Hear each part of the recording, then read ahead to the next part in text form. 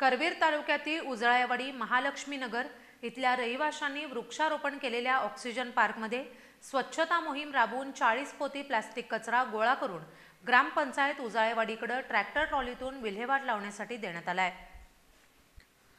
उजळायवाडी इथल्या महालक्ष्मी नगर रहिवाशांनी वृक्षारोपण केलेल्या ऑक्सिजन पार्कमध्ये स्वच्छता मोहीम राबवून 40 पोती प्लास्टिक कचरा गोळा करण्यात आला आणि हा सुका कचरा ग्रामपंचायतीकडे विल्हेवाट लावण्यासाठी देण्यात आलाय।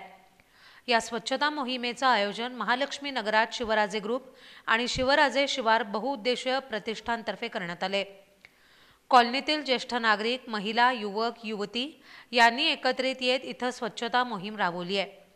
उजळायवाडी ग्रामपंचायत लोकनियुक्त सरपंच उत्तम आंबवडे, ग्रामपंचायत सदस्य विनायक बागणे, चंदा माने, बुलगाणीन कांबळे, ग्रामसेवक सरदार दिंडे तसंच आजी माजी ग्रामपंचायत सदस्य यांच्या मार्गदर्शनाखाली राबवलेल्या स्वच्छता मोहिमेमध्ये 40 पोती प्लास्टिक कचरा गोळा करून ट्रॅक्टर ट्रॉलीतून विल्हेवाट लावण्यात आली।